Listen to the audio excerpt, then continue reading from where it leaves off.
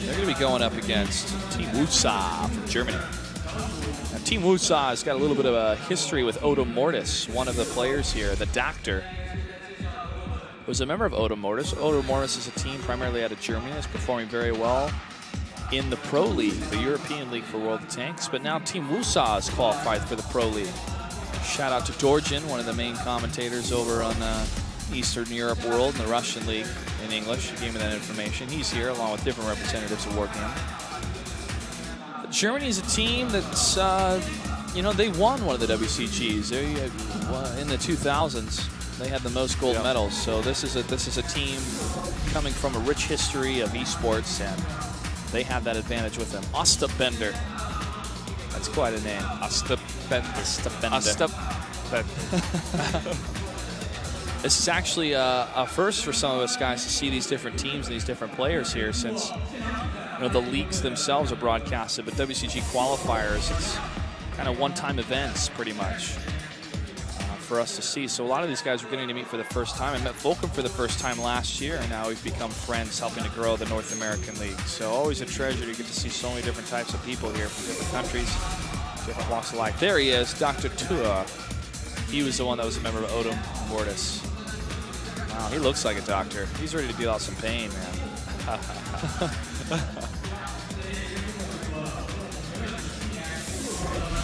And here we have Laurel. I just looked over at Clutch at that exact moment to see his very confused face as to how to pronounce that guy's name. I gave him my first shot, guys. People that know me from America, when I see names, I'll pronounce them phonetically. And that one was a little bit tough. Psychoa. Look at this one. Try to pronounce it phonetically. But even in English, it's tough to do. Spanish, you read it as you say it. There's no real crazy rules except the H is silent. But here's Fickschnitzel. Calling Johannes. At least I think it's Fick. Yeah. Fickschnitzel.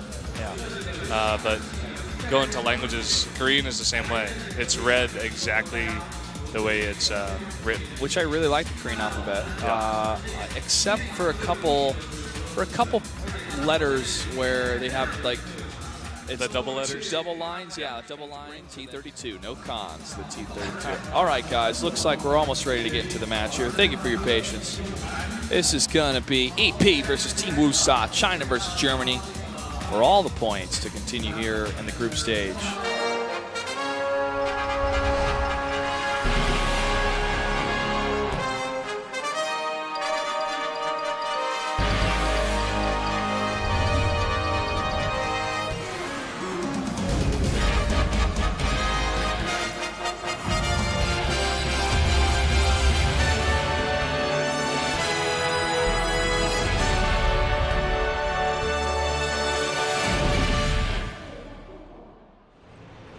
And here we go on Lakeville, ladies and gentlemen. EP versus Team WUSA. EP is going to be the ones in the green. Black Eagle. Saw him in that 5100. I also saw him in a 110, I believe, earlier on, performing pretty well here. They're going to go for the eastern approach into the city side of Lakeville. They're going to keep one or two tanks a little bit spread out. T1 in the west. See if they can spot anything moving in the valley. And I'm liking this approach here, a little bit of a leapfrog going back and forth, but if I was them, man, I'd be pushing those heavies into the city a little bit faster, because even from the city, if there's an approach coming down the 4 line, they can get a couple quick hits and a couple track shots against those tanks coming down there, because they're going to be really exposed. That's definitely true. There's a fine line that you have to walk along. You can't go too slow because you could get shot from the 4 line, but if you go too fast, you could be too aggressive, and maybe they already have a defensive position in the city. You take a little too much damage.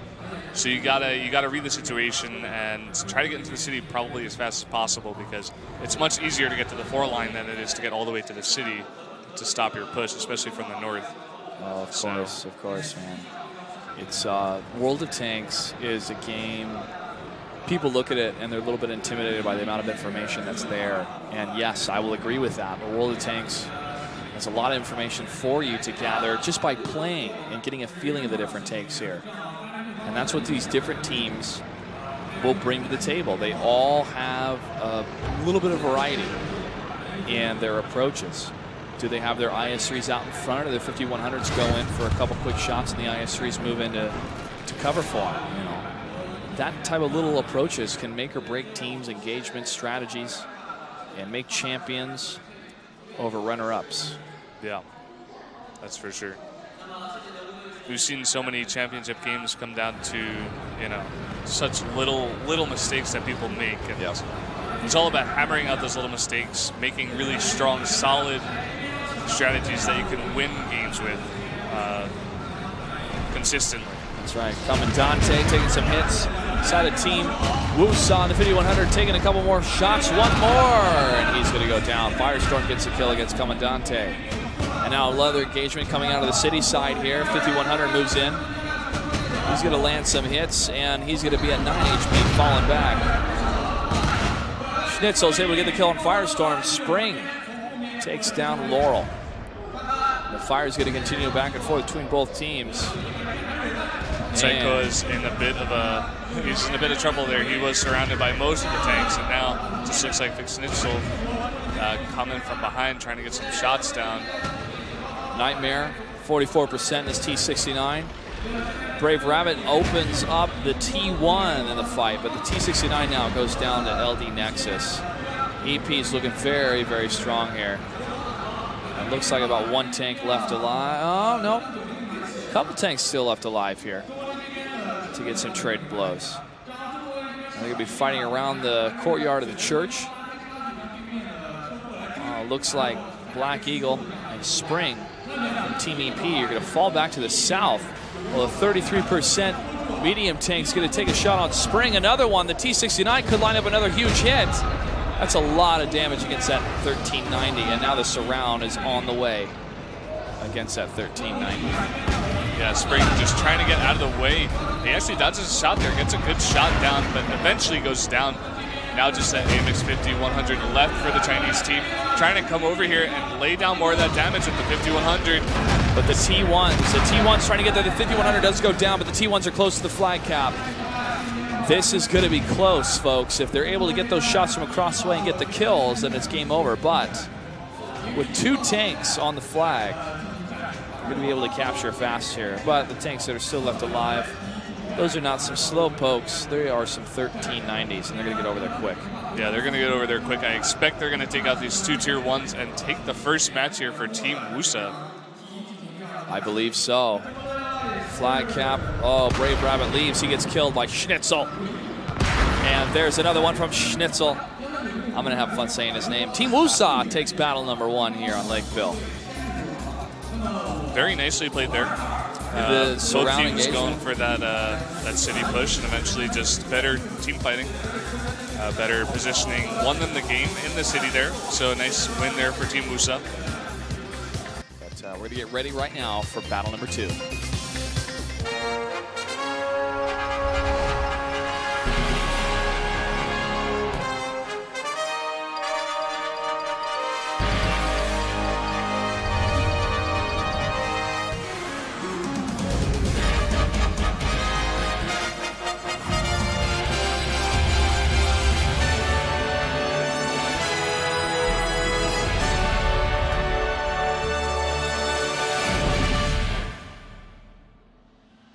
Hi-ho, hi-ho, it's off to Ensk we go, to the north. Playing for the Korean on this side. It's going to switch back and forth, folks. Spectator client doesn't allow us to have the different team colors here. I'm going to have them talk to Junior. They're going to need a more robust spectator client. You know, maybe talk to a couple other people that got some great ones. But EP, WoT. Team that is down 1, and there we see on the screen, Team WUSA. WUSA is going to be spawning to the south. And they're going for the east, man. I'm liking the east side these teams are bringing here. Yeah, it's not usually what we see. Like you were saying before, it's not a strategy that's played very often, yep. And you said it's almost never played. Yep. But now, already today, two teams have favored that east side. So, let's see. Keeping 2 of their heavy tanks all the way in the back right corner. And keeping the other 3 kind of a little bit forward on the eastern side of that railway, putting T1 in that 9 lane behind the building, or behind the bush. scouting out, make sure they get that information if any tanks try to go for a rush down that lane. Yeah, it's going to be a slow creep for them, too, because that's not happening at all from EP. EP's on the west. Yeah, that's what we see. Of course, this is dramatic irony. We see everything. We commentated on it. We ask the teams, why are you doing this? Well, because they don't have the same information as we do. But the west is going to be the territory of EP, who spawned to the north. They're going to be in the Charlie, Delta, and Echo areas here, down the 2, 3, and 4 lane. And already, with a couple of the T1s spotted for each team, the teams are starting to get a better idea of where the enemy tanks are. You know, if Psychoa comes up there and sees that T1 over there, it probably means that they're either in the northeast corner or in the northwest city. And you don't usually see that northeast corner. Yeah, exactly. So they probably think that they're putting that T1 over there to make sure that no eastern rushes are coming, but they're going to keep most of their tanks over the west. And that's kind of some information that you can assume for the Chinese team, or for Team WUSA down at the bottom. Assumptions is dangerous, but it does come to that cap. It's guesstimations, right? Guesstimation. Yeah, it's you gather the information. You maybe not have the tank spotted, but you know nothing else is spotted in the area, so they have to be down there. Commandant in the 5100, he's going for some blind shots here, trying to kill that one T1. I actually don't agree with him trying to fight a tank that's 1, invisible, and 2, using all of his shells to do it. But if he can reload, and there's no push coming in from EP, he's going to have the time for it to happen. But I really like the continual northern hopeful push here coming from Team WUSA. But he's going to have to find that other T1 that was I don't even know if it was damaged. No, I don't believe so.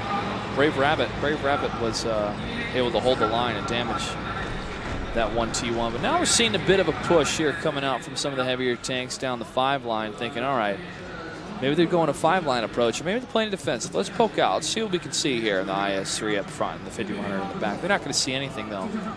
They're going to have to reposition one of those T1s. It might be a sacrificial play, but if he moves to the south and scouts a couple of those tanks, EP can have a better approach, especially if they decide to go down the 1 line, which could be the case right now. Yeah, I wouldn't be surprised to see them go for that 1-line push.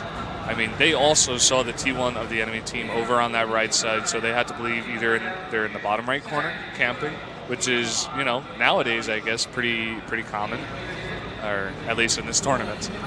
And either that or they're all in the west. So they got to be careful if they go for this push, because from that information you can't really gather much. But it looks like they do want to move out here and do something different. They don't want to keep camping. Nightmare X firing, I'm not sure if you saw anything. No tanks were spotted, maybe just a blind shot into the middle. It's always fun to land a blind shot and get the kill. Saw that one time in the Season 1 finals. Landed a blind shot. Well, they knew the tank was there a couple moments before, but it disappeared on the map. But landed the blind shot just in time for the kill. But speaking of, you know, things that were so close, we talked about earlier. Saw a shot at the end of the Season 1 finals that missed. That shot that missed cost that team $25,000. Yeah. That was the difference between tying it up or losing, and they got the loss. And that's got to be devastating for the team and the player. Yeah, that was tough. Nightmare and IS-3 is going to stay in that keyhole position, trying to land a shot of anyone coming across. But so far, no dice between these two teams. Now what happens if it's a draw? We move on to the next game. Yep. If they do draw, they both get a point. So all 3 points would be distributed, and the World of Tanks would be over. Yeah. Between these two teams, at least. 4 minutes and 30 seconds now on the clock. A lot of times we'll see the 5-minute reset happen for these different teams, where they'll go to an opposite side of the map or a different type of strategy. They'll try to push in. The reset we're seeing from EPs, they're falling back. They're going to the flag cap. And we haven't jumped over to the side of Team WUSA yet, but if I was them, I'd be jumping on trying to get some map control here, especially past the Echo line. With that map control, you can decide to go for a 2-flank approach. Turret break the enemy, and go for a full-on straight attack. Not going to be the case, though, for Team WUSA. They're going to play defensive. You guys will quickly learn, as I've said this over and over again in my career of World of Tanks, aggression means map control, and map control is key to winning. Anyone can camp. It is a viable strategy, especially in a draw instead of a loss, but Team WUSA needs the win here. EP also could use the win, which is why I think they should be a little more aggressive here. 3 minutes, 35 seconds on the mat. I believe a wise man once said, the best defense is a good offense. That's right. That's right, man. But Team WUSA has not heard that before, apparently. So they... Well, I can understand them being cautious because they could play for the draw and then go for the victory in the next battle. Which, you know, it's a viable strategy. It's just these teams, if they want to compete on the international scene, if these teams want to win the gold, they're gonna have to show their teeth here. Yeah. The teams that are worried about losing a game based on aggression or based on their strategy failing are not going to be the most confident ones, and they are not going to get the gold. If you failed in your mind, you will fail in life. Yeah.